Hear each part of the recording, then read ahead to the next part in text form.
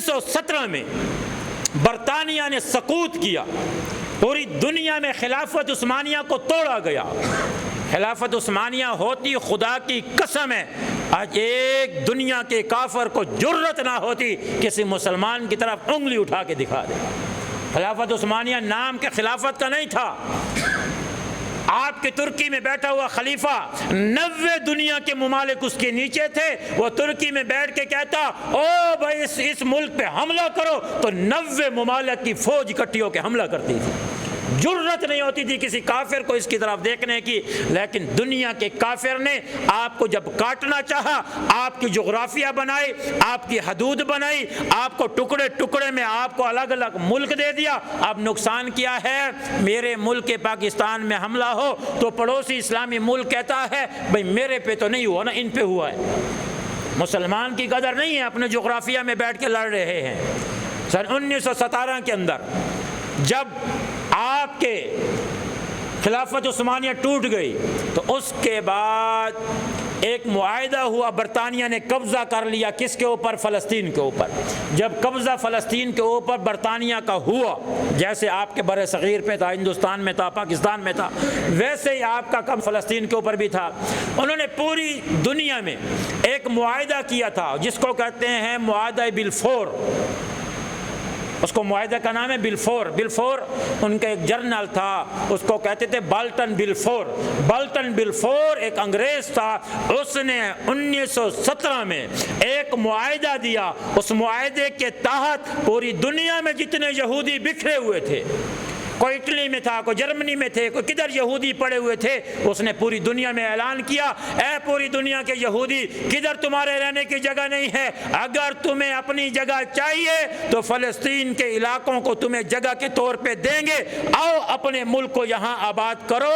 1917 سے دنیا سے یہودی آنا شروع ہوئے اور فلسطین کے دور دراز علاقوں میں اپنے پیسے دے کے جگہ خرید کے انہوں نے وہ جگہ کو سنبھالا۔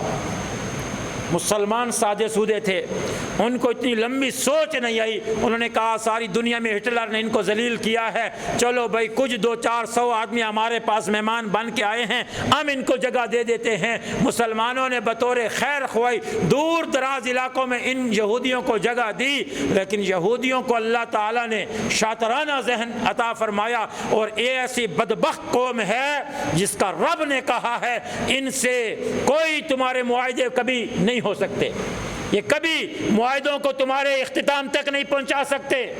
یہ یہاں آباد ہونا شروع ہوئے، ہوتے ہوتے ہوتے ہوتے یہ قوم 14 مئی سن 1948 کو یہ یہودی کافی تعداد میں یہاں آباد ہوئے، اور انہوں نے 14 مئی سن 1948 ملک پاکستان کے بننے کے 1 سال بعد اعلان کر دیا کہ پورا فلسطین یہ ہماری ملکیت ہے، ہم چاہیں گے تو فلسطینیوں کو رہنے دیں گے، ہم نہیں چاہیں گے تو یہ نہیں رہیں گے، یہ ملک ہمارا ہے۔ اس ملک کا نام اسرائیل ہے، اور اس کا بیت المقدس جسے آج یروشلم کہتے ہیں، یہ یروشلم یہ ہمارا بیت المقدس، یہ ہمارا دارالخلافہ ہوگا۔ یروشلم بیت المقدس کا نام ہے، اس کا نام پہلے ایلیا تھا۔ تو میرے عزیز ساتھیوں، ان کی ایسے یہاں پہ آمد ہوئی، برطانیہ نے مداخلت کی، اور ان کو یہاں آباد کرنے کا مقصد کیا تھا؟ چاہتے تو اٹلی میں ان کو جگہ دے دیتے، برطانیہ چاہتا تو کوئی جزیرہ ان کو دے دیتے، ان کو یہ جگہ کیوں دی گئی؟ پوری سوچی سمجھی ایک پلاننگ کے ساتھ کہ بھائی فلسطین 7 شام ہے، 7 اردن ہے، 7 مصر ہے، 7 ترکی ہے، 7 سعودیہ ہے، 7 یمن ہے، 7 لبنان ہے، چاروں طرف سے 30-40 ملک جو ایک گڑھ جوڑ ہے، یہ سارے عربی ممالک ہیں، اسلامی ممالک ہیں۔ ان سارے اسلامی ممالک کے اندر انہوں نے آ کے بسا دیا کس کو؟ یہودیوں کو، کہ یہ آپس میں لڑتے رہے۔ اور پھر افسوس کی بات دیکھیں، چند لاکھ یہودی آج ساری دنیا پہ قابض ہو چکے ہیں۔ آپ کو علم میں ہے کہ کتنی آبادی ہے؟ اگر آپ آج بھی میپ کے اوپر دیکھیں تو ضلع ڈیرہ اسماعیل خان سے بھی چھوٹا ایریا ہے اسرائیل ملک کا۔ 80 لاکھ کی آبادی ہے آج کل، اور 80 لاکھ کی آبادی والے ملک نے عرب کے 7.5 کروڑ مسلمان آبادی پہ ایسا رعب دبایا ہوا ہے کہ 60,000 آدمیوں کو شہید کیا۔ غزہ فلسطین میں آپ کا ایک ملک اسلامی نہیں ہے جو اس کو یہ کہہ سکے کہ تم کیا کر رہے ہو۔ سارے اسلامی ملک آگے پیچھے پڑے، اتنا چھوٹا سا ملک ہے۔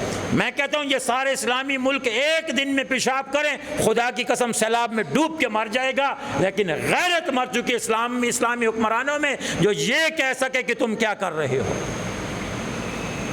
میرے عزیز ساتھیو، آج فلسطین خون میں ڈوبا ہوا ہے اور ہم مسلمان ہیں، ہمیں نہ اس کی تاریخ کا علم، نہ اس کی ہسٹری کا علم، نہ اتنا علم ہے کہ فلسطین ہے کیا، اس کا پس منظر کیا ہے، یہودی آئے کیوں ہیں، آپ کے پاس اس کو نکالنے کے کیا اسباب ہیں، اب آج ہمیں کوئی اس کا پتہ ہی نہیں ہے۔ تو یہود و نصارہ نے اپنے ٹیمپل کو لینے کے لیے آپ کے بیت المقدس پہ آج پنجے گاڑے ہوئے ہیں۔ بیت المقدس آپ اور ہمارا اسلامی تشخص کا معیار، لیکن اس کے اندر مجھے بتائیں میرے عزیز ساتھیو، آج آپ کو اور ہمیں نماز پڑھنے کی اجازت نہیں ہے۔ مجھے اور آپ کو اس میں نماز پڑھنے کی اجازت نہیں ہے۔ یہ جتنے مسلمان آج جمعہ پڑھتے ہیں بیت المقدس کے اندر، آپ کے اسرائیلی رکاوٹوں کو شدید دور کرنے کے پاس پہنچے ہیں، کتنے افسوس۔